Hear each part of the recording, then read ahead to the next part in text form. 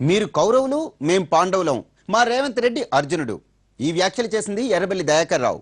ద్రవ్య వినిమయ బిల్లుపై మాట్లాడిన ఎర్రబెల్లి ప్రభుత్వంపై సుతిమెత్తని విమర్శలు చేశారు. ఓవైపు సీఎంపై నమ్మకం ఉందంటూనే మరోవైపు సెటైర్లు విసిరారు. ఎర్రబెల్లి పంచులకు సభలో నవ్వులు పూశాయి.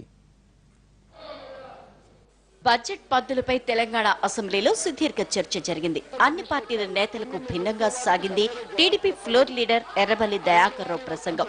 రైతుల ఆత్మహత్యలు, ఫీజు రియంబర్స్మెంట్, అంగన్వాడీ వర్కర్లు, ఇందిరమ్మ ఇళ్లు ఇలా అన్ని అంశాల్ని ప్రస్తావించారు ఎర్రబెల్లి. రైతులు ఆత్మహత్యలు చేసుకోకుండా భరోసా కల్పించాల్సిన బాధ్యత సభపై ఉందన్నారు.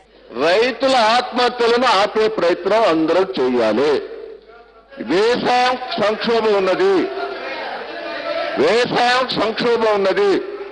నేను ఎవరిని విమర్శించదలుచుకోలేదు, విమర్శించను కూడా. దయచేసి రైతులకు ఆత్మహత్యలు కాకుండా భరోసా ఇవ్వాలి మన ఈ సభలో. ఎన్నికల హామీలన్నీ నిలబెట్టుకోవాలని ఎర్రబెల్లి కోరారు. తెలుగుదేశాన్ని తిట్టడం కంటే నమ్మి గెలిపించిన ప్రజలకు న్యాయం చేయాలని సూచించారు. అలా చేయనందుకే కాంగ్రెస్ ను పక్కన పెట్టారన్నారు.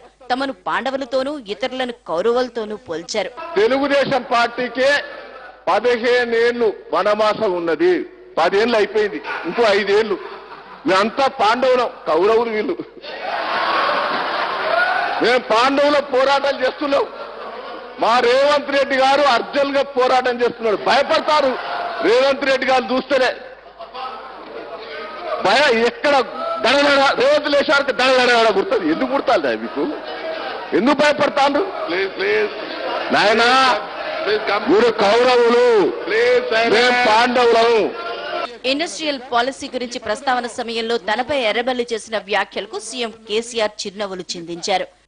వనరులకు తగ్గట్టు మీ మాట ధోని, మీ రిక్వెస్ట్ ధోని బాగుంటే అందరూ కూడా ముందుకొచ్చేందుకు సిద్ధంగా ఉన్నారు. నిన్న ఇండస్ట్రీలు చూసి చాలా మంది నాకు ఫోన్ చేశారు.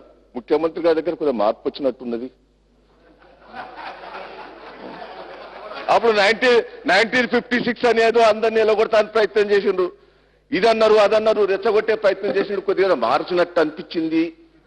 పేదలకు గృహ నిర్మాణానికి కేటాయించిన బడ్జెట్ చాలదన్నారు ఎర్రబెల్లి.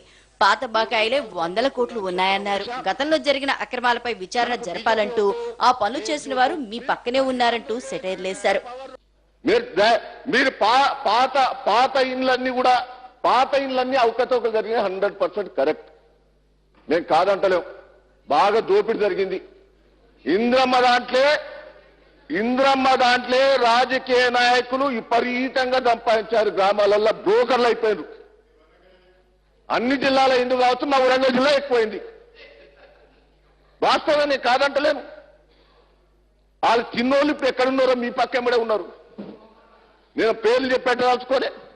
కేంద్రంతోనూ ఘర్షణాత్మక వైఖరి వద్దని సూచించారు ఎర్రబెల్లి. ఢిల్లీ వెళ్లి మోడీ గీడీ అంటూ మాట్లాడొద్దని సూచించారు. పొరుగు రాష్ట్రాలతోనూ సఖ్యతగా ఉండాలన్న టీడీపీ నేత కరెంటుపై జరుగుతున్న అన్యాయాన్ని లెక్కలతో సహా వివరిస్తే తాము పోరాటం